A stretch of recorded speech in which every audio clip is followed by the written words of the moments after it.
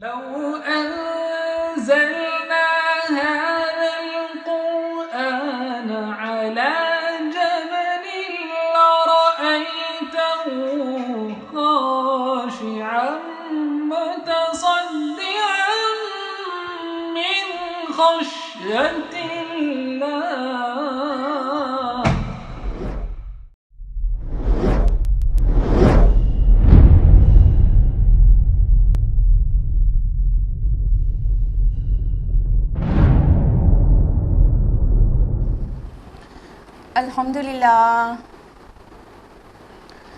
الحمدللہ رب العالمین والصلاة والسلام علی رسولہ الکریم وعلی آلہ واصحابہ اجمعین، اما بعد، واعوذ باللہ من الشیطان الرجیم، بسم اللہ الرحمن الرحیم۔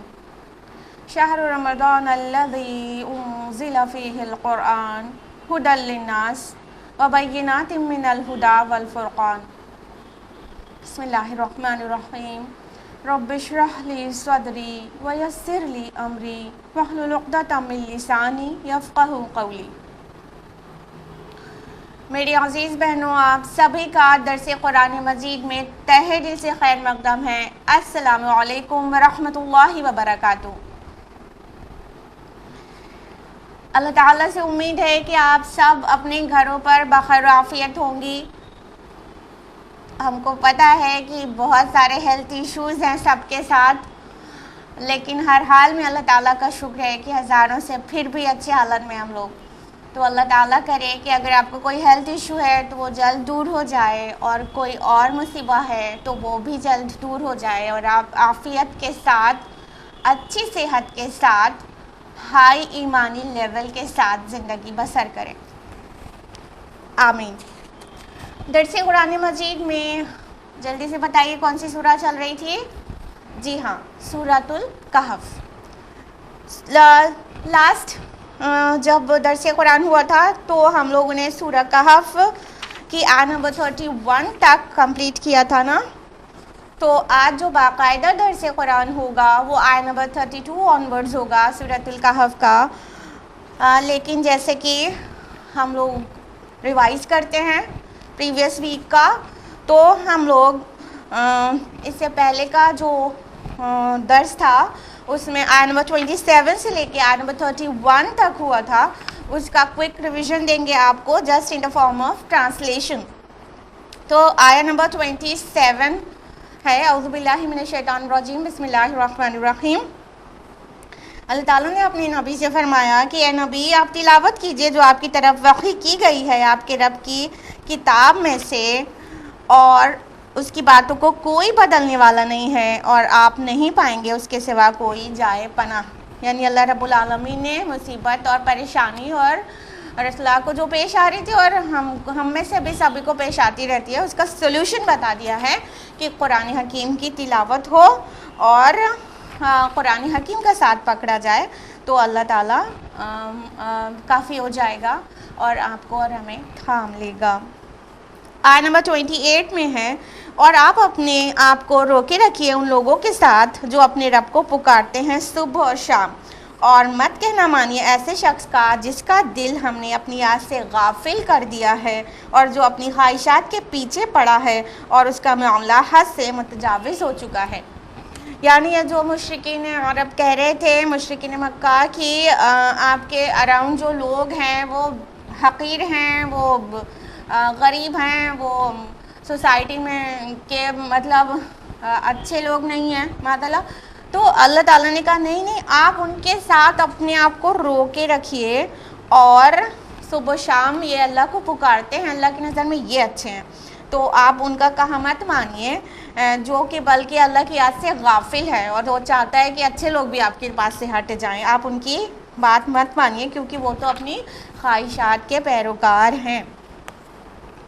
آیت نمبر 29 میں ہے، اور آپ کہہ دیجئے کہ یہی حق ہے تمہارے رب کی طرف سے، تو اب جو چاہے ایمان لائے اور جو چاہے کفر کرے۔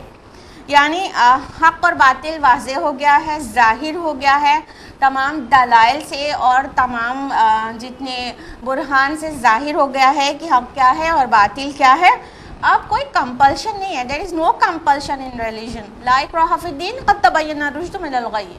تو اللہ تعالیٰ نے فرمایا کہ اب تم جو چاہے ایمان لے, جو چاہے کفر کرے, حق اور باطل واضح ہو چکا ہے, کوئی ان کے اوپر زبردستی نہیں ہے.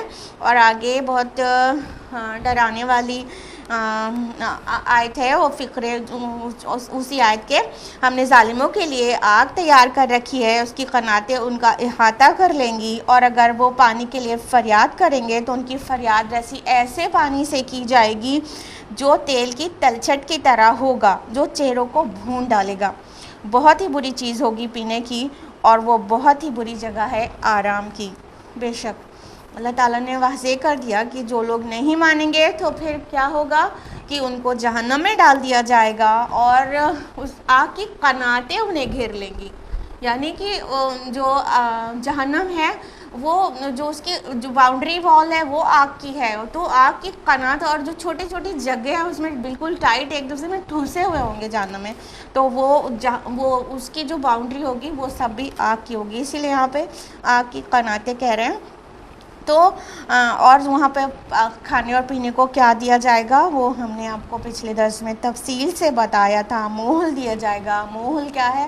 کھولتے ہوئے تانبے یا میلٹڈ میٹل کو کہہ سکتے ہیں کہ ہے, اور جس کا ٹیمپریچر بہت ہائی ہوگا. اور اللہ تعالیٰ نے فرمایا کہ تو چہرے کو بھون ڈالے گا, مطلب جب وہ پینے کے لیے فیس کے پاس لے جایا جائے گا تب فیس کے پورے اسکن گل کے اس میں گر جائے گی. اللہ تعالیٰ بچائیں. آیت نمبر 30 میں فرمایا اللہ تعالیٰ نے, یقیناً جو لوگ ایمان لائے اور انہوں نے اچھے عمل کیے تو ہم ضائع نہیں کریں گے ان کے اجر, اس شخص کا اجر جس نے اچھا عمل کیا. تو اب دیکھیں سائملٹینیس کنٹراسٹ آ گیا. ابھی جہنم سے ڈرایا گیا تھا, اور اب جنت کی خوشخبری سنائی جا رہی ہے کہ جو لوگ ایمان لاتے ہیں اور اعمال صالحات کرتے ہیں ہم ان کا اجر ضائع تھوڑی کر دیں گے اور ان کو جنت میں ڈالیں گے. فرمایا آیت نمبر 31 میں, انہی لوگوں کے لیے ہے رہنے کے ایسے باغات جن کے دامن میں ندیاں بہتی ہوں گی, اور انہیں پہنائے جائیں گے اس میں سونے کے کنگن, اور وہ پہنیں گے سبز رنگ کے کپڑے باریک ریشم کے اور موٹے ریشم کے, اور ٹیک لگائے ہوئے ہوں گے تختوں پر. کیا ہی اچھا بدلہ ہوگا اور کیا ہی خوب آرام گاہ ہوگی. اللہم ربنا اجعلنا منہم. اللہ تعالیٰ ان میں سے بنائے جن کو یہ آرام گاہ ملے گی. فرمائے کہ کیا ہوگا, جو لوگ ایمان لائے اور اعمال صالحات کیے تو وہ جنت میں جائیں گے. اور دنیا میں مردوں کو ریشم اور سونا حرام ہے, لیکن اللہ تعالیٰ جنت میں ان کو بطور انعام اور بطور عزت اکرام ان کو ریشم کے لباس نصیب کرے گا. دونوں طرح کے سندس بھی اور استبرق بھی, موٹے ریشم اور باریک ریشم دونوں طرح کے سے بنے ہوں گے وہ, اور سونے کے کنگن پہنائے جائیں گے. اور جو تصور دیا گیا ہے تکیہ لگائے بیٹھے ہوں گے, مطلب یہ ایک بادشاہت کا تصور ہے, ایک ابدی بادشاہت وہاں نصیب کی جائے گی. فرمایا کہ کیا ہی اچھا بدلہ ہوگا اور کیا ہی اچھی آرام گاہ ہوگی. اللہ تعالیٰ ہم سب کو جنت کا مستحق بنائے, آمین. یہ تھا ریویژن پریویس درس کا. اب ہم لوگ بڑھتے ہیں باقاعدہ طور سے آیت نمبر 32 آنورڈز, تفصیل سے جانتے ہیں کہ ان آیات میں, آنے والی آیات میں کیا تذکرہ ہے. تو سب سے پہلے جان لیجئے کہ اب وہ آیات آ رہی ہیں جس میں اللہ تعالیٰ نے 2 اشخاص کا ذکر کیا ہے اور 2 باغ کا ذکر کیا ہے, اور اس کے اندر بھی بہت بڑا لیسن ہے. ہم نے آپ کو سورہ کے انٹروڈکشن میں یہ بتایا تھا بہت تاکید سے کہ یہ سورہ بہت ہی خوبصورت سورہ ہے جس میں کئی سٹوریز ہیں, اور ایک اسٹوری ہم لوگ مکمل کر چکے ہیں, یعنی اصحاب کہف والی اسٹوری مکمل ہو گئی. پھر اللہ تعالیٰ نے اپنے نبی سے ڈریس کر کے کچھ جو مشنری باتیں ہیں وہ کہیں. پھر اب دوسری اسٹوری شروع ہو رہی ہے. دوسری اسٹوری کس کی ہے؟ 2 لوگوں کی ہے, جو ایک بندہ مومن ہے اور ایک ملحد ٹائپ کا انسان ہے جو مغرور ہے, جو مادہ پرست ہے. اور جس کو اللہ تعالیٰ نے جو مغرور ہے اس کو اللہ تعالیٰ نے بہت شاندار 2 باغ دیے تھے. تو وہ بجائے اس کے کہ وہ اللہ تعالیٰ کا شکر کرتا, وہ بھول گیا اللہ تعالیٰ کو, اور اس نے وہ سب کچھ جو اللہ نے اس کو عطا کیا تھا اس نے اپنی محنت اور اپنا ذاتی اس کو سمجھ لیا کہ میری محنت سے ملا ہے، میرے انٹلیکٹ کی وجہ سے ملا ہے اور میری کوششوں سے ملا ہے. تو یہ جب بھی انسان سمجھ لیتا ہے تو ظاہر بات ہے کہ وہ غرور میں مبتلا ہو جاتا ہے، تکبر میں، ایروگینس میں مبتلا ہو جاتا ہے، اور پھر اللہ تعالیٰ اگر چاہتا ہے تو دنیا میں بھی اسے پنش کرتا ہے، اور آخرت میں تو جنت میں جانے کو بھی نہیں ملے گا جس کے اندر تکبر رائی کے دانے کے برابر بھی ہے. تو اور دوسری طرف ایک بندہ ہے جو بندہ مومن ہے، اس کو اللہ تعالیٰ نے اس والے شخص کی طرح بہت ساری نعمتیں تو نہیں عطا کی تھیں، لیکن ایمان کی دولت دی تھی. وہ اپنے رب کو پہچانتا تھا، اس کو اپنے رب کی معرفت حاصل تھی. تو اس نے جو دونوں کا مکالمہ ہے، جو آپس میں دونوں کا کانورسیشن ہے، وہ بہت انٹرسٹنگ اور بہت انسپریشنل ہے.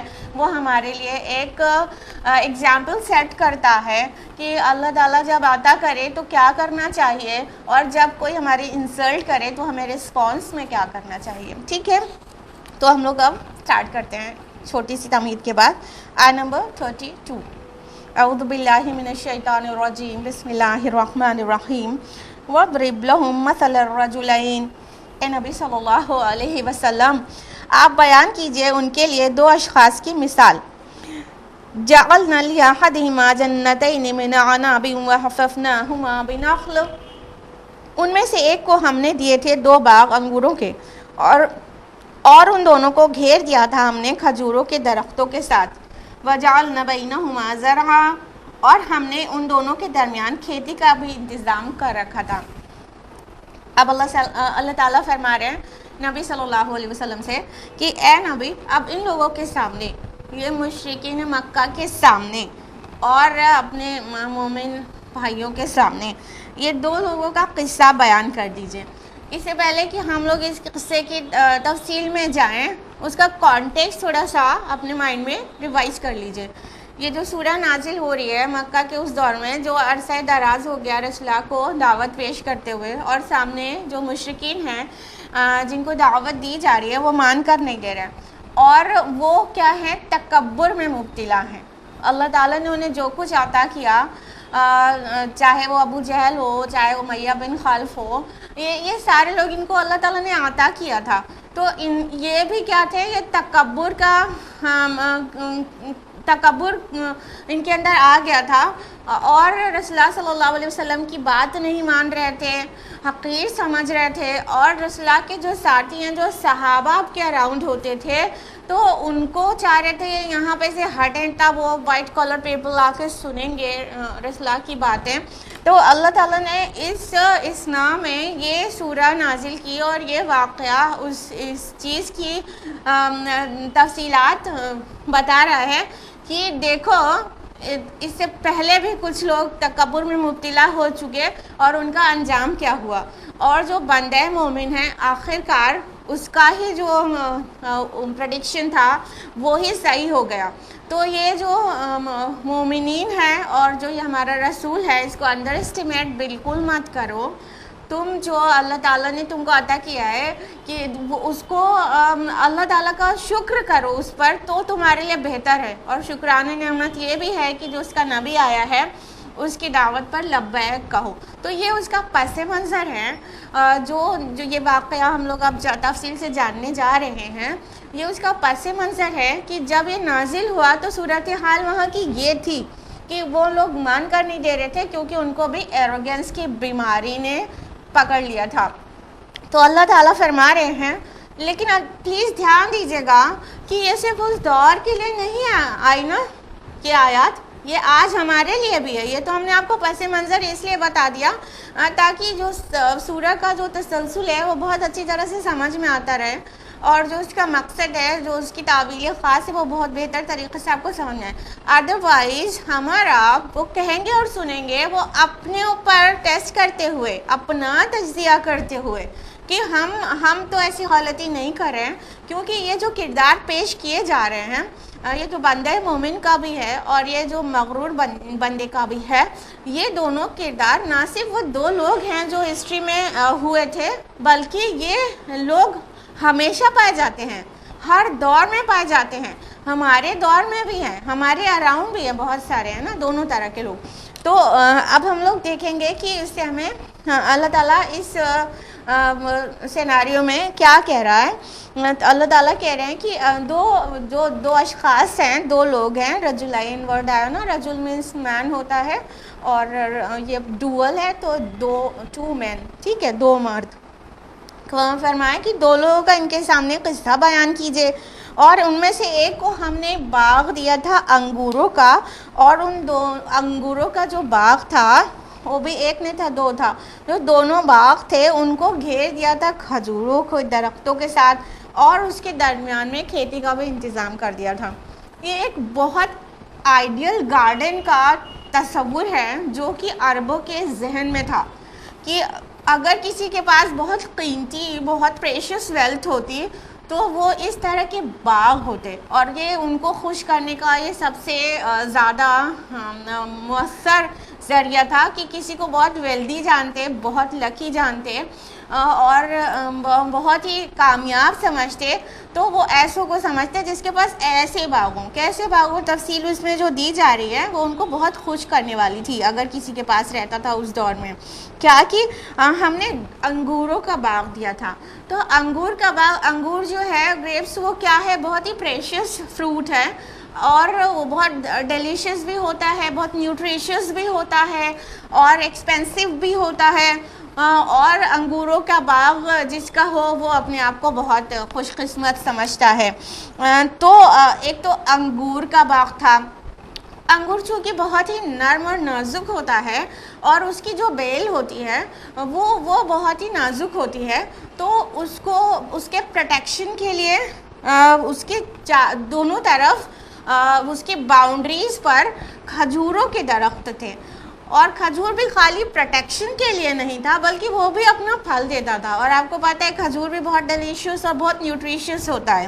تو کھجوروں کا باغ تھا. جو کھجوروں کا جو باؤنڈری بنی تھی انگور کے باغ کے سراؤنڈنگ میں, کھجوروں کے درخت کی ڈیٹ پام ٹریز جو تھے اس کی سراؤنڈنگ دو طرح سے کام کر رہی تھی. ایک تو وہ خود بھی پھل دے رہا تھا, اس سے بھی وہ جو شخص تھا جس کا باغ تھا وہ مالا مال ہو رہا تھا, اور ساتھ میں وہ کھجوروں کا درخت سے پروٹیکشن بھی دیتا تھا انگور کے نرم اور نازک بیلوں کو, کیونکہ انگور کافی ڈیلیکیٹ ہوتا ہے, جو اس کی جو بیلیں ہوتی ہیں, تو وہ جو کلائمبر ہوتا ہے نا انگور, تو وہ جو بہت نازک ہوتے ہیں کلائمبرز, تو وہ کسی کے سپورٹ سے بڑھتے ہیں, اور پھر اگر بہت تیز ہوا آئے تو اسے ڈسٹرب کر سکتی ہے, آندھی وغیرہ اسے پورا برباد کر سکتی ہے.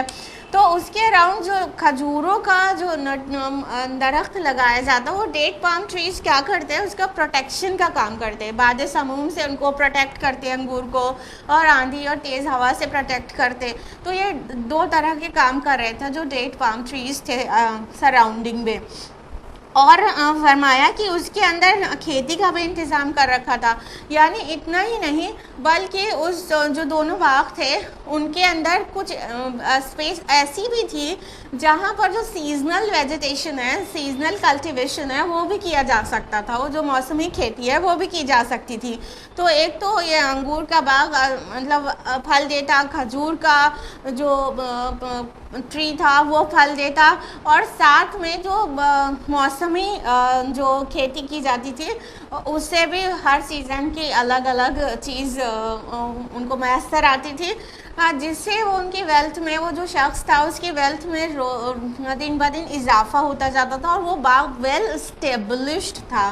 ٹھیک ہے, یعنی وہ بہت مطمئن تھا کہ وہ مطلب سب کچھ سجا سجایا ہے, اور بہت ہی مطلب اس کو اطمینان ہو گیا تھا, کہنا چاہیے کہ وہ مادہ پرست ہو گیا تھا. تو اللہ تعالیٰ نے پہلے اس کے باغ کی خوبصورتی بیان کی, اور غور کرنے کی بات یہ ہے کہ یہاں پر اللہ تعالیٰ نے ہر ایک چیز کو عطا کرنے کے لیے اپنی طرف منسوب کیا ہے. جعلنا, ہم نے بنایا, ٹھیک ہے, وجعلنا بینہما زرعا, اور ہم نے دونوں کے درمیان کھیتی کا انتظام کر رکھا تھا.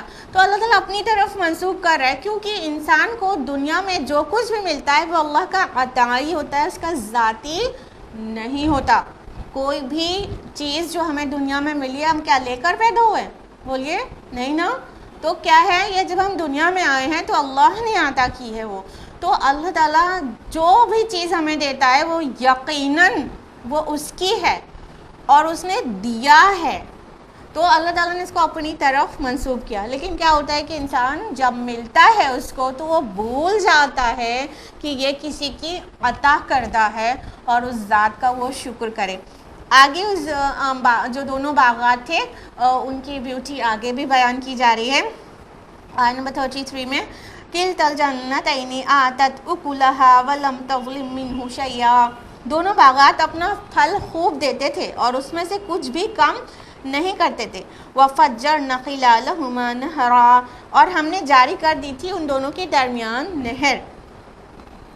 تو اللہ تعالیٰ آگے فرما رہے ہیں کہ وہ جو دونوں باغات تھے کھجوروں اور انگوروں کے اور مختلف قسم کی کھیتیوں کے، وہ جو دونوں باغات تھے وہ اپنا بہت پھل دیتے تھے اور کمی نہیں کرتے تھے.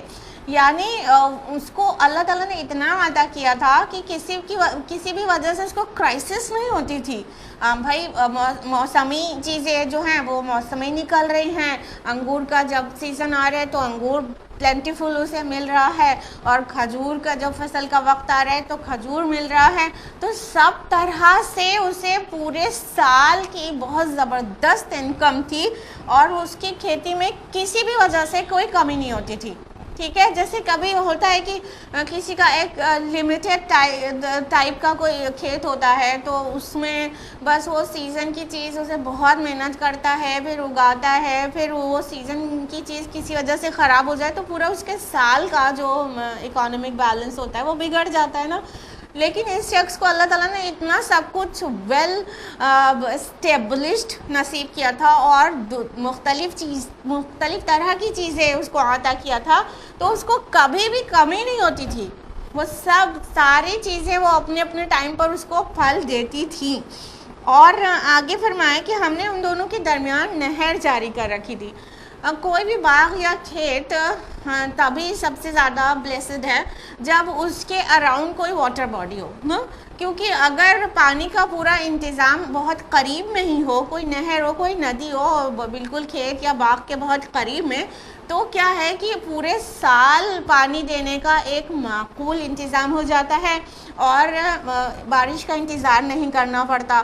لیکن اگر کوئی واٹر باڈی سے بہت ہی دور کوئی کھیت یا باغ ہے تو اس میں بارش کا انتظار کرنا اور بارش لیٹ ہو جائے یا کم ہو یا زیادہ ہو جائے تو پھر وہ پرابلم دیتی ہے.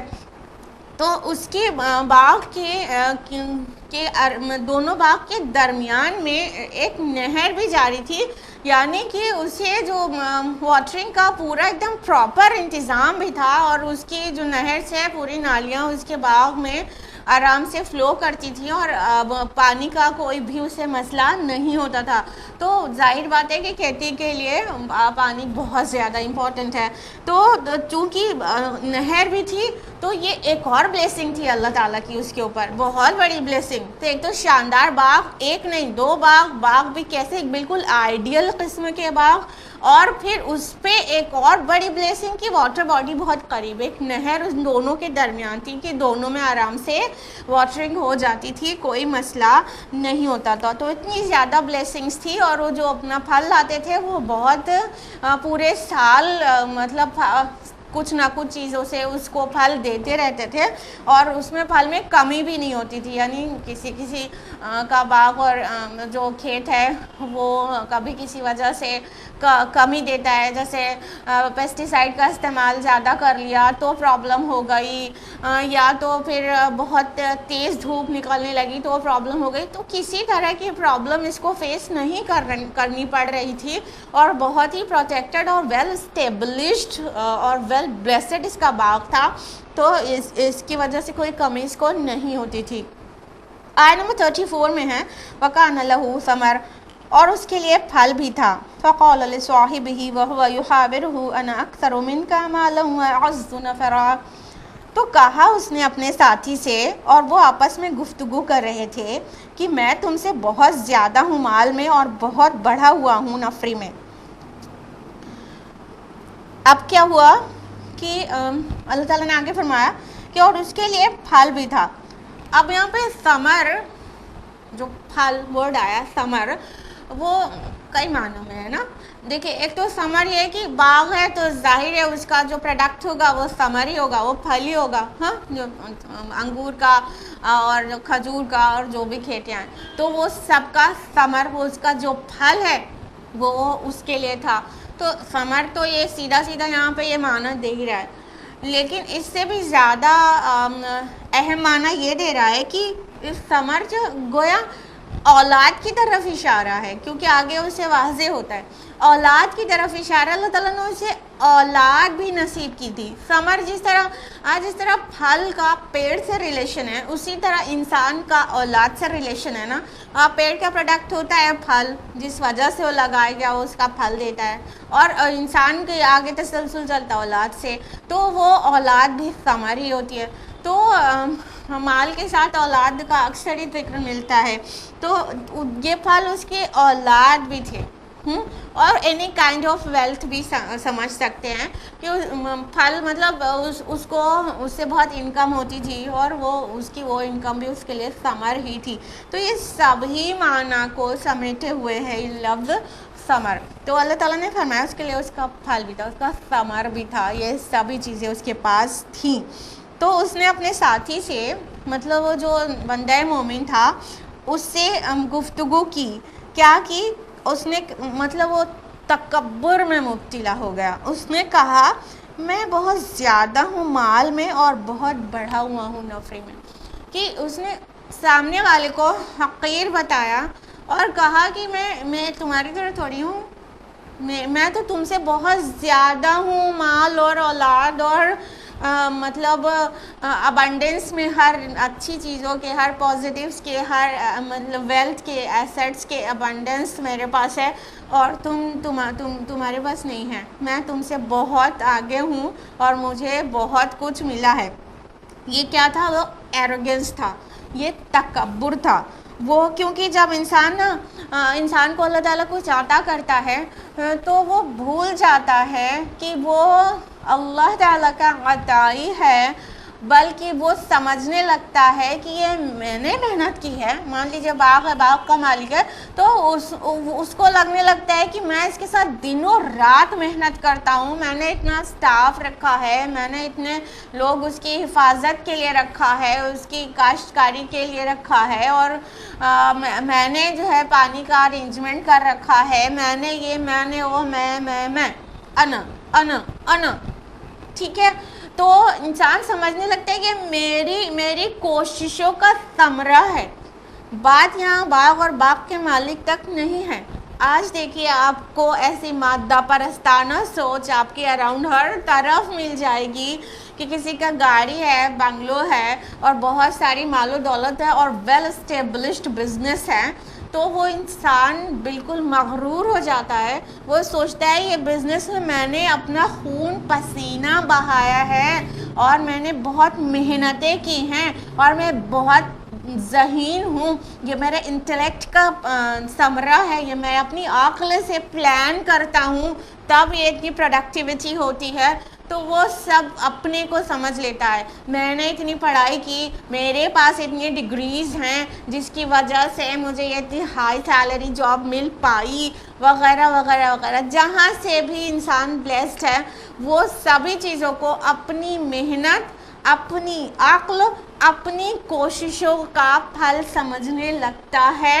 اور جیسے ہی انسان ایسا سوچنے لگے گا, اس اینگل سے سوچنے لگے گا, اس کا پرسیپشن یہ ہو جائے گا کہ اس کی خود کی صلاحیتوں کی وجہ سے اس کو ملا ہے, تو ڈیفینیٹلی وہ ایروگنٹ ہو ہی جائے گا, اس کے اندر کبر داخل ہو جائے گا, اور وہ متکبرانہ روی اختیار کر لے گا, اور گاہے بگاہے اس کے زبان سے ایسی تکبر والی باتیں نکل ہی جائیں گی. تو وہی ہوا اس شخص کے ساتھ بھی. تو اس نے اپنے بھائی کو, جو کہ اس کا ساتھی, اس کا بھائی تھا, کیا ہوا تھا کہ اس کے پاس دنیا کی مال و دولت نہیں تھی, مگر اس کے پاس ایمان کی دولت تھی, جو اس کی دولت اس دو باغ والے کی دولت سے بھی کہیں زیادہ قیمتی دولت تھی. لیکن وہ اس دولت کو نہیں دیکھ پا رہا تھا, وہ صرف ظاہر پہ فیصلہ کر رہا تھا, اور اس نے سامنے والے کی انسلٹ کی, اس بندے مومن کی انسلٹ کی. اس نے کہا کہ میں تم سے بہت زیادہ ہوں مال میں اور ابنڈنس میں اور پروویژنس میں. آگے فرمایا آیت نمبر 35 میں وَدَخَلَ جَنَّتَهُ وَهُوَ ظَالِمٌ لِنَفْسِهِ، اور وہ داخل ہوا اپنے باغ میں اس حال میں کہ وہ اپنی جان پر ظلم کر رہا تھا. قَالَ مَا أَظُنُّ أَن تَبِيدَ هَٰذِهِ أَبَدًا، اس نے کہا میں نہیں سمجھتا کہ یہ باغ کبھی برباد ہو سکتا ہے.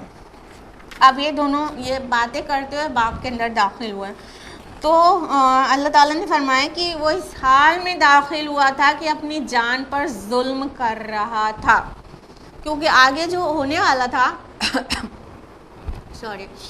آگے جو ہونے والا تھا وہ اللہ تعالیٰ کو معلوم تھا نا کہ ابھی اس کے منہ سے کیا بات نکلی ہے، اس کے نتیجے میں اس کے ساتھ کیا ہونے والا ہے. ہاں ابھی سب بالکل لٹ کے برباد ہونے والا ہے.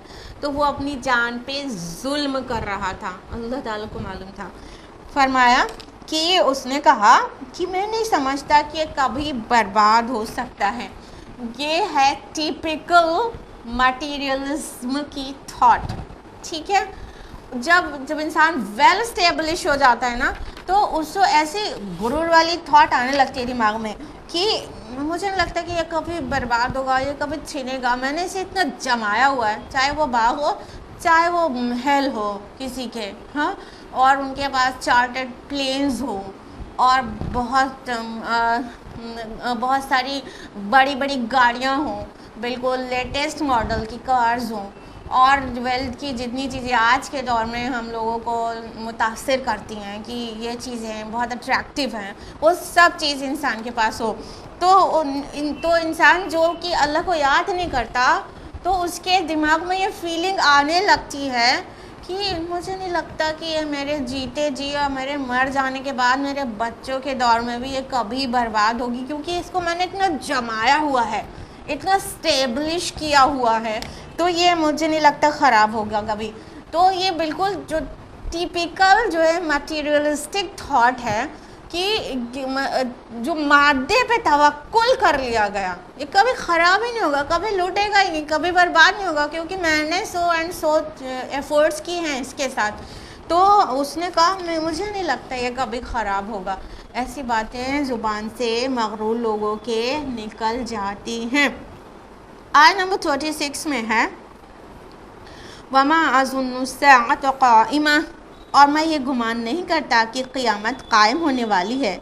وَلَئِن رُدِدتُّ إِلَىٰ رَبِّي لَأَجِدَنَّ خَيْرًا مِّنْهَا مُنقَلَبًا، اور اگر مجھے لوٹا ہی دیا گیا اپنے رب کی طرف تو میں لازماً پاؤں گا اس سے بھی بہتر پلٹنے کی جگہ.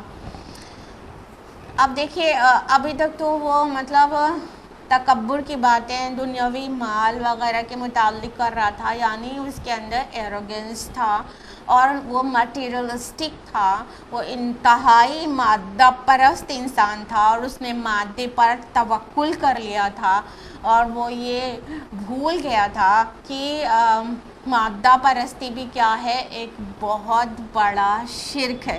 آگے جو بات آئے گی جو شرک لفظ آئے گا نا وہ اس بات کی دلالت کر رہا ہے کہ یہاں پہ اس نے شرک اللہ تعالیٰ کے ساتھ کسی کو ایسوسیٹ نہیں کیا. پوری کانورزیشن میں آپ دیکھیے کہ اب اس نے یہ کہیں پہ بھی نہیں کہا کہ مطلب میرے رب کے ساتھ کوئی اور بھی شریک ہے، مطلب وہ کسی اور کی بھی پوجا عبادت کرتا ہو.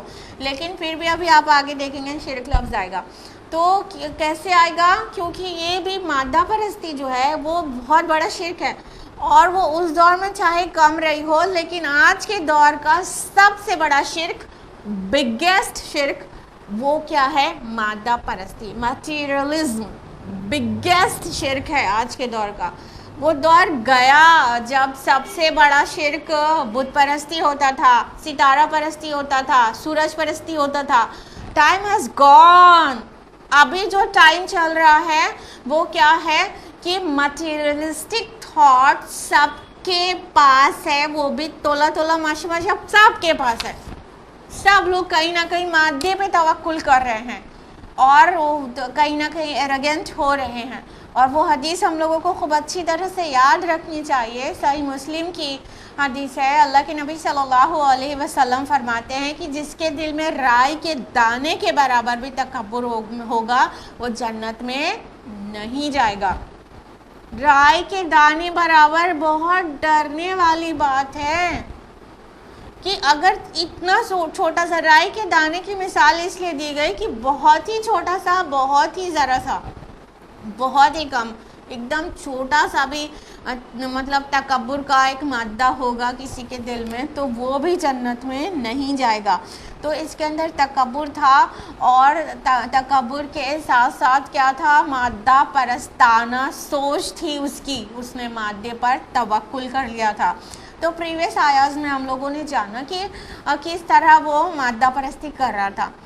अब इस आयत में ये वाज़े किया जा रहा है कि वो कहीं ना कहीं मुल्हिद था, वो क़यामत पर और आखिरत पर यकीन नहीं करता था। अब देखिए जो अंदाज़ है वो क्या है, मुझे नहीं लगता, मैं नहीं गुमान करता कि क़यामत कोई आने वाली चीज़ है, ये सब ढकोसले हैं, ठीक है, ढकोसले।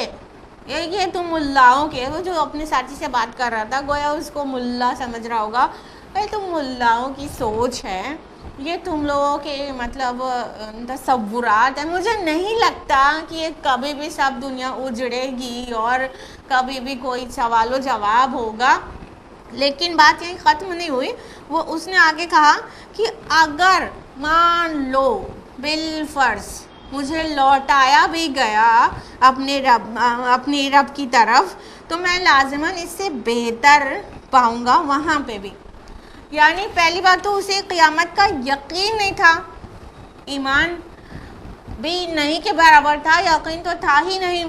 तो और फिर उसने कहा कि मान लो अगर तुम्हारी just for sake of argument ये होना भी है, अगर हुआ भी, एक हल्का सा उसे ख्याल होगा कि हो भी सकता है, तो अगर हुआ भी तो मैं वहाँ पे भी अपने रब के पास इससे बेहतर पाऊँगा। अब क्या है कि ये इला रब्बी, मेरे रब के पास, मेरे रब की तरफ, तो इससे पता चल रहा है रब को मतलब खुदा को मानता था ना, ये एकदम से बिल्कुल बड़ा काफिर नहीं था। लेकिन वो क्या था कि खुदा को एक सिर्फ एक वजूद की हैसियत से मानता था, पूरे रब की हैसियत से नहीं मानता था। अल्लाह ताला की सारी सिफ़ात के साथ ईमान नहीं लाया था।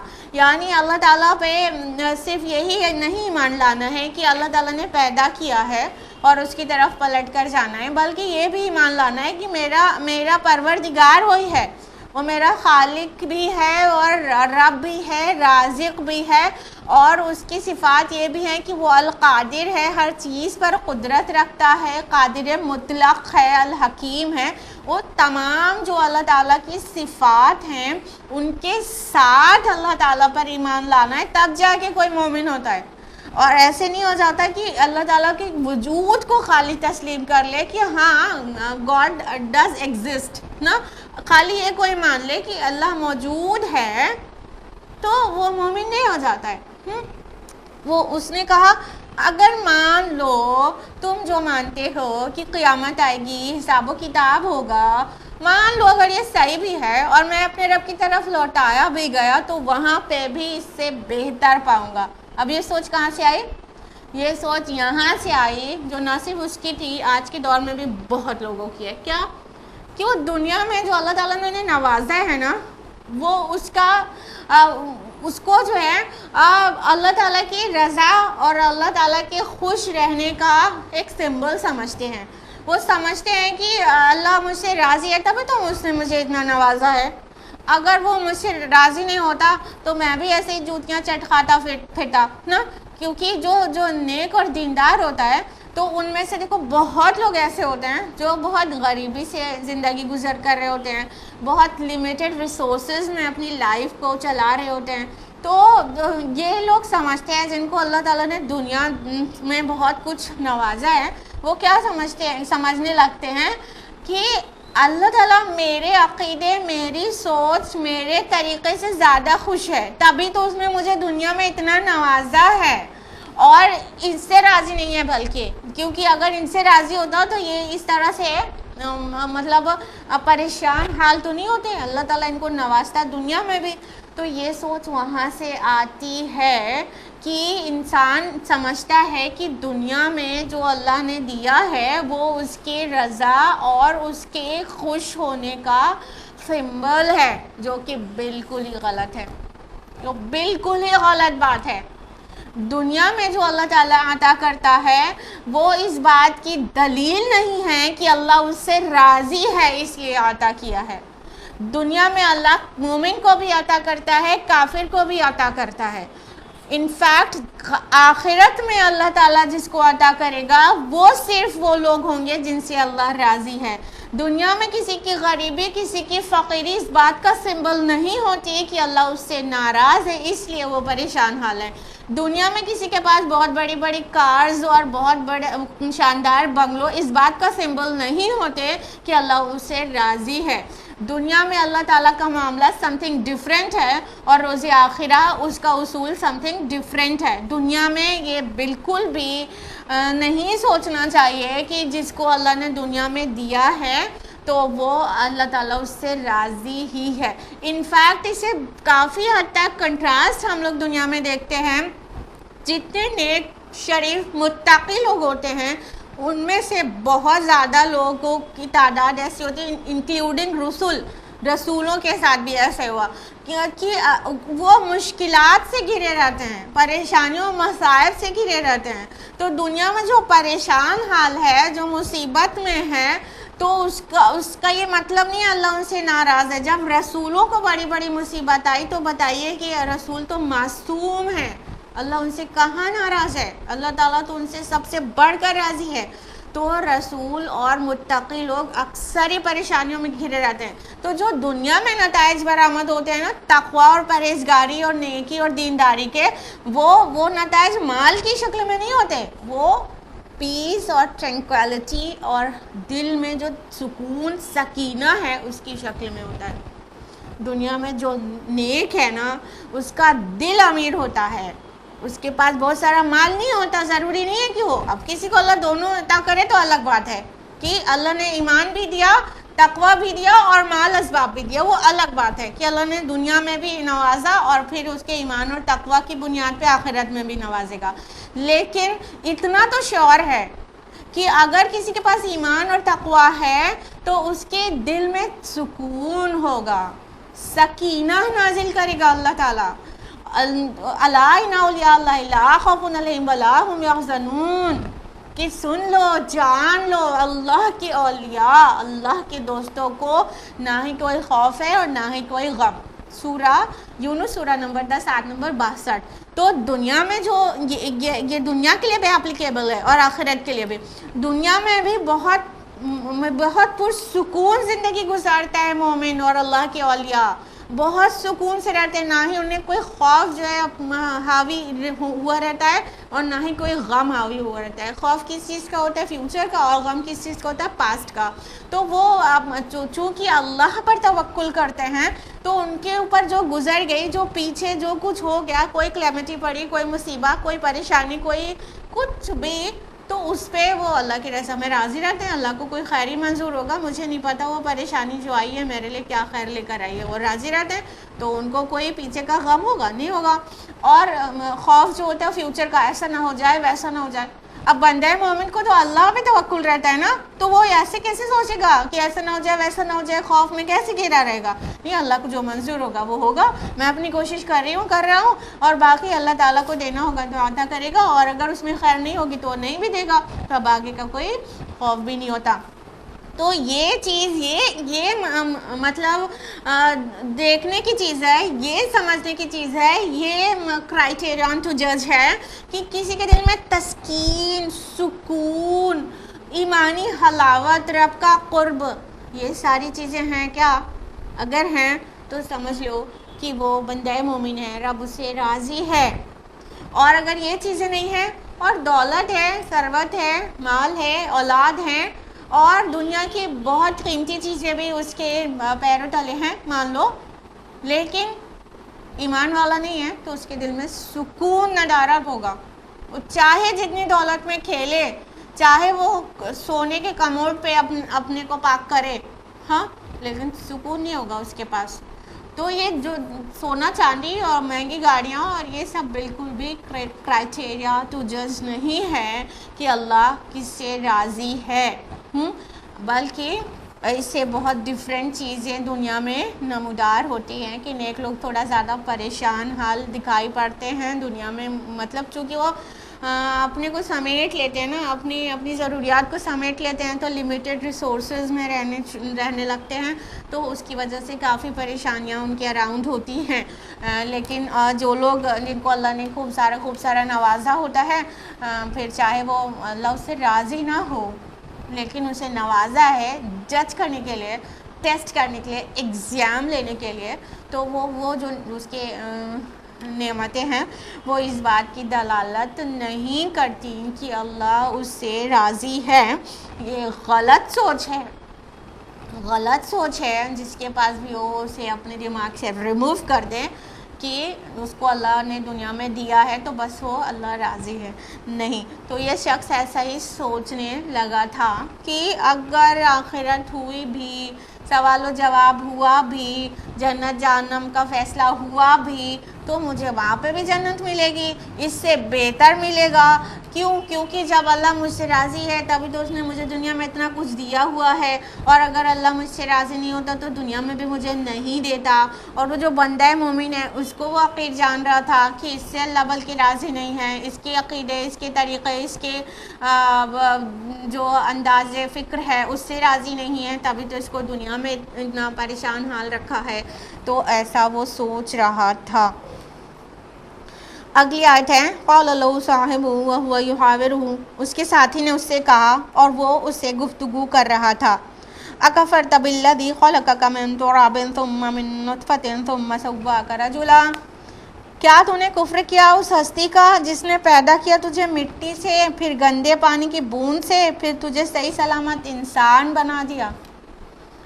اب دیکھیں سب سے important point to be noted یہ ہے یہاں پر کہ جب اس کے امیر ساتھی نے اس سے کہا میں تجھ سے مال اور اولاد میں زیادہ ہوں، مجھے زیادہ ملا ہے تجھ سے، تو اس نے کوئی ریسپانس نہیں دیا، یعنی اس کی انسلٹ کی گئی، اس کی توہین کی گئی کہ تیرے پاس کیا ہے، میرے پاس تو دو باغات ہیں اتنے شاندار، مجھے زیادہ کچھ ملا ہے، تو مجھ سے نیچا ہے اور میں اونچا ہوں۔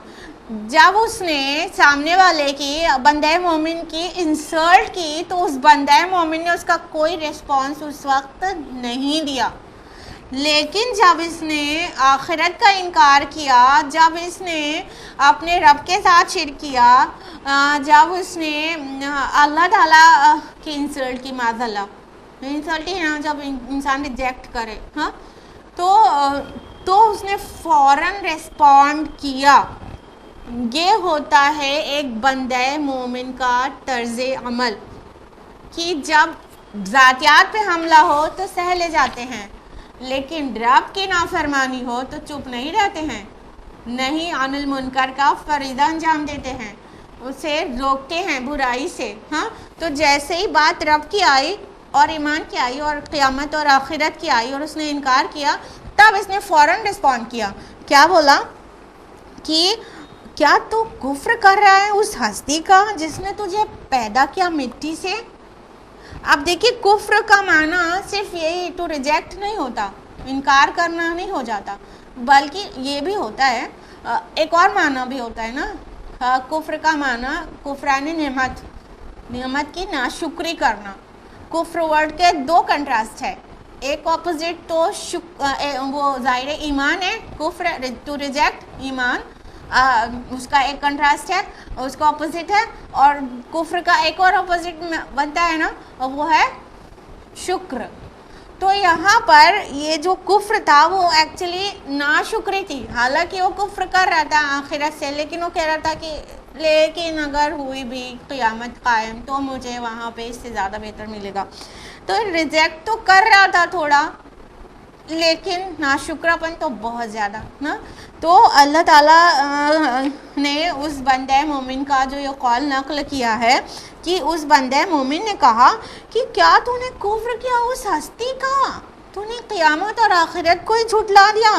ابھی دیکھیے رب کا کفر کے الفاظ یہاں پہ باقاعدہ طور سے نہیں ہے، لیکن جو آخرت کا انکار کرے وہ رب کا ہی انکار کر رہا ہے، کیونکہ اللہ تعالیٰ کی جو صفت عدل ہے اس کا تقاضا ہے یہ کہ اللہ تعالیٰ حساب و کتاب لے سب کا، یہاں اچھے برے سب برابر ہو جائیں تو پھر وہ عادل نہیں ہوا نا.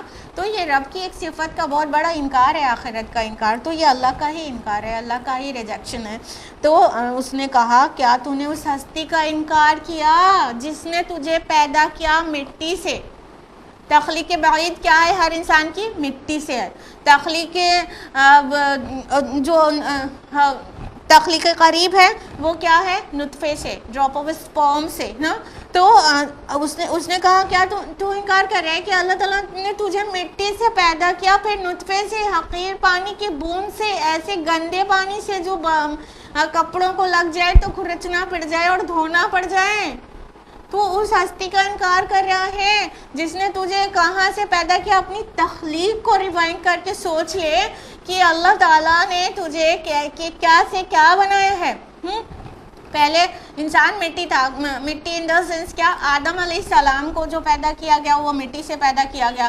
تو ساری اولاد آدم کے اندر جو پوٹینشیل ہے، جو مین مادہ ہے وہ مٹی ہی ہے. ہم نے بولا نا تخلیق بعید سب کی مٹی سے ہی ہے. اور آج بھی سائنس اس بات کو پروو کر رہی ہے کہ ہر انسان کے جو باڈی کے جو ایلیمنٹس ہیں وہ کم و بیش مٹی کے بھی جو ایلیمنٹس ہیں وہ سیم ہے. ہاں، تو ہماری تخلیق مٹی سے ہوئی ہے، تبھی یہ پاسبل ہوا نا کہ جو سوائل کے ایلیمنٹس ہیں وہ کیلشیم، پوٹیشیم، میگنیشیم، فاسفورس، وہ سارے ایلیمنٹس ہماری باڈی میں بھی پائے جاتے ہیں، وہ آلموسٹ سملر ریشو میں. تو اور آپ دیکھیے کہ انسان مر جاتا ہے تو مٹی میں ہی دفنا دیا جاتا ہے اور پھر اس کی باڈی ڈس انٹیگریٹ ہو کر پھر اسی مٹی میں مل جاتی ہے. یعنی اس کے سارے باڈی کے ایلیمنٹس جو ہے ڈس انٹیگریٹ ہو جاتے ہیں اور پھر وہ سوائل کو فرٹائل بناتے ہیں، پھر سے اسی میں مدغم ہو جاتے ہیں، سوائل میں، مٹی میں. تو اللہ تعالیٰ نے اس بندہ مومن کی زبان سے یہ نکلوایا کہ تو تیری تخلیق تو مٹی سے ہوئی ہے. کتنی حقیر ہوتی ہے مٹی، کوئی قیمت بھی نہیں ہوتی نا. اور پھر گندے پانی سے، نطفے سے، ڈراپ آف اسپرم سے، اتنے حقیر چیز سے، یعنی تخلیق قریب جو ہے وہ تیری کیا ہے؟ نطفے سے ہے. اتنی گندی چیز سے جسے کراہت محسوس ہوتی ہے، اس سے تیرے رب نے تجھے پیدا کیا اور پھر صحیح سالم پورا کا پورا انسان بنا دیا. یہ پوری چیز اللہ تعالیٰ اپنے اون ورڈز میں جو کہتے ہیں. تو سورہ مؤمنون میں آپ کو بہت جگہ ملے گا. سورہ مؤمنون کے آیت نمبر 12 اور 13 میں ملے گا نا، وَلَقَدْ خَلَقْنَا الْإِنسَانَ مِنْ سُلَالَةٍ مِّن طِينٍ، کہ ہم نے انسان کو مٹی کے سط سے پیدا کیا ہے. اور اس کے بعد فرمایا کہ اس کو مٹی کے ساتھ سے پیدا کیا ہے اور اس کو پھر قرار مکین میں، نطفے کی شکل میں، وَجَعَلْنَاهُ نُطْفَةً فِي قَرَارٍ مَكِينٍ، اور نطفے کی شکل میں قرار مکین یعنی مدرز ووم میں ٹھہرا دیا، پروٹیکٹڈ پلیس پر ٹھہرا دیا. پھر آگے آیت نمبر 14 میں پورا ایمبریولوجیکل اسٹیجز ہے جو فیٹس کی ہوتی ہے، ایمبریو کی، وہ پوری اسٹیجز ہیں کہ انسان کس طرح سے بنا مدرز ووم میں. تو یہاں پر اس بندے مومن کی زبان سے بھی یہی نکلا کہ تجھے تیرے رب نے مٹی سے بنایا، پھر نطفے سے بنایا. پھر دیکھ کیسا صحیح سالم انسان بن گیا. کتنا ڈفرینس ہے تینوں چیزوں میں، مٹی، ڈراپ آف اسپرم اور وہ انسان، کتنا ڈفرینس ہے. تو انسان اپنے کو طاقتور سمجھ رہا ہے، اپنے کو انٹلیکچوئل سمجھ رہا ہے، اپنے کو بہت قابل، عاقل اور باصلاحیت سمجھ رہا ہے. وہ کیا تھا؟ اپنی تخلیق پر ہی غور کر لے تو اب تکبر دل سے غائب ہو جائے، نکل جائے کہ میری تخلیق اتنی حقیر ہوئی ہے اور الٹیمیٹلی مجھے پھر سے وہی بن جانا ہے. وہ میرے پوری باڈی ڈس انٹیگریٹ ہو کر، میری عقل غائب ہو کر، میرا دماغ جو ہے، برین جس پر اتنا پھول رہا ہے، وہ سب کچھ پھر مٹی میں ہی مل جانا ہے. تو فرمایا کہ دیکھ تیری تخلیق کیسے تیرے رب نے کی ہے. آگے فرمایا آیت نمبر 38 میں، لیکن هو اللہ ربی ولا اشرک بربی احدا، لیکن میں تو مانتا ہوں کہ وہ اللہ میرا رب ہے اور میں اپنے رب کے ساتھ کسی کو شریک نہیں ٹھہراتا. تو اس بندے مومن نے کیا کہا؟ آگے کہا کہ اللہ میرا رب ہے، میں انکار نہیں کرتا اپنے رب کا اور کسی کو شریک نہیں کرتا. اب دیکھیں یہاں پہ بندہ مومن کی زبان سے بھی ورڈ شرک آیا اور ابھی یہ جو جو متکبر شخص ہے وہ بھی الٹیمیٹلی کہے گا کہ کاش میں نے اپنے رب کے ساتھ شرک نہ کیا ہوتا نا. تو یہ شرک کہاں سے آیا؟ پورے سیکوینس میں آپ دیکھ لیجئے پریویس آیاز میں کہیں پہ بھی اس شخص نے ایسا منشن کچھ بھی نہیں کیا ہے کہ نہیں دیوی دیوتا ہیں یا میں سورج کی پوجا کرتا ہوں، کچھ بھی نہیں، ایسا کہیں پہ بھی نہیں ملتا. پھر بھی کیا ہے، یہ جو کفر ہے، آخرت کا انکار جو ہے وہ بھی شرک ہے، اور شرک مادہ پرستی ہے. اور ہم نے آپ کو بتایا آج کے دور کا سب سے بڑا شرک مادہ پرستی ہے. اس شخص نے مادہ پرستی کا شرک کیا تھا تو بندہ مومن نے کیا کہا کہ میں شرک نہیں کرتا، تو نے شرک کیا ہے. اور اللہ کے رسول صلی اللہ علیہ وسلم کی حدیث سے بھی اس کا پورا بات کی تائید ہو جاتی ہے. صحیح بخاری کی حدیث ہے، اللہ کے نبی نے فرمایا تعس عبد الدینار تعس عبد الدرہم، کہ دینار کا بندہ ہلاک ہو، درہم کا بندہ ہلاک ہو. اب کیوں کہا جا رہا ہے درہم و دینار کا بندہ کیوں کہا جا رہا ہے؟ کیا اس کی عبادت کرتا ہے درہم و دینار کے انسان؟ نہیں. سینے میں جو اس کی محبت ایسے جگہ جما لیتی ہے جیسی جگہ اللہ کی ہونی چاہیے، تو یہ ہے اس کی عبادت. براہیمی نظر پیدا مگر مشکل سے ہوتی ہے، ہوس چھپ چھپ کے سینے میں بنا لیتی ہیں تصویریں. تو یہ کیا ہے؟ انسان کے جو میٹیریلزم ہے، جو مادہ پرستانہ سوچ ہے، وہ بت کی طرح اس کے سینے میں بیٹھ جاتی ہے، اور یہ گویا اللہ تعالیٰ کے ساتھ شرک ہے. جو جگہ اللہ کی ہونی چاہیے تھی ہر وقت یاد رہے، ذکر رہے تو اللہ کا رہے، سب سے مقدم، سب سے اوپر، سب سے پہلے کسی کی جگہ ہو تو وہ اللہ کی ہو، سب سے زیادہ محبت ہو کسی سے تو وہ اللہ سے ہو. یہ ساری جو چیزیں جو اللہ کا مقام تھا دل کے اندر، وہ سب کو انسان مال و دولت، درہم و دینار اور میٹر کو بنا لیتا ہے، تو یہ ڈیفینیٹلی یہ شرک ہو جاتا ہے. تو اس بندہ مومن نے کہا کہ میں تو اپنے رب کے ساتھ شرک نہیں کرتا، تو نے تو شرک کیا، مطلب اس کا اشارہ ہے کہ یہ تو شرک ہے اور میں اپنے رب کے ساتھ شریک نہیں ٹھہراتا. آیت نمبر 39 ہے وَلَوْلَا إِذْ دَخَلْتَ جَنَّتَكَ قُلْتَ مَا شَاءَ اللَّهُ لَا قُوَّةَ إِلَّا بِاللَّهِ. اور جب تو اپنے باغ میں داخل ہوا تو تو نے یوں کیوں نہ کہا ما شاء اللہ، اللہ کے علاوہ کوئی طاقت حاصل نہیں. ان ترنی انا اقل منک مالا وولدا، اور اگر تو مجھے دیکھتا ہے کہ میں تجھ سے مال اور اولاد میں کم ہوں. پھر اس بندہ مومن نے کہا کہ ٹھیک ہے. اب اس نے اپنے اس کی جو توہین کی گئی تھی اس کے جواب میں کہا، بدلہ لینے کے لیے نہیں، واضح کر دیا اس نے، اگر تو نے دیکھا تھا میں کم ہوں تجھ سے مال اور اولاد میں، میں کم ہوں تجھ سے ایسیٹس میں، تو نے اپنے باغ میں داخل ہوتے وقت ماشاء اللہ کیوں نہیں کہا، لا قوت الا باللہ کیوں نہیں کہا. اب دیکھیے یہ ماشاء اللہ لا قوت الا باللہ میں ایک بہت بڑی توحید اس کے اندر پنہا ہے. کیونکہ جو انسان جب بھی اللہ تعالیٰ کی بلیسنگز کو دیکھتا محسوس کرتا ہے، بندہ مومن ہوتا ہے، تو وہ اس کی زبان سے اور اس کے دل کی گہرائی سے نکل جاتا ہے ماشاء اللہ.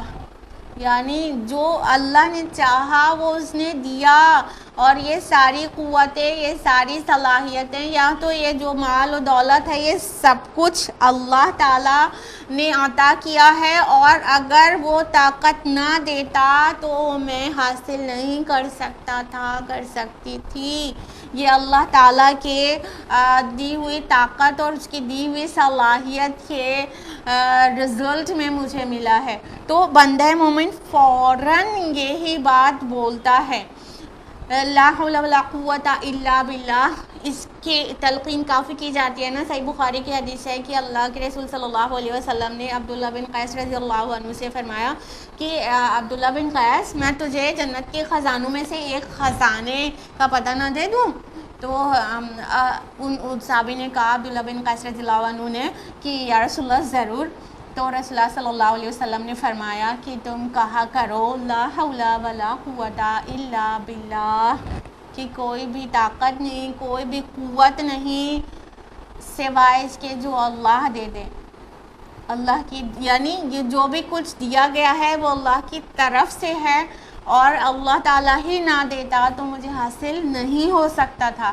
یہ دل کی توحید ہے جو زبان تک آ جاتی ہے، اور اگر دل میں توحید نہ ہو تو زبان پہ کیا آتا ہے؟ مجھے تو تم سے بہتر نوازا گیا ہے، مجھے تو یہ ملا ہے، مجھے تو نہیں لگتا کہ کبھی بھی برباد ہوگا.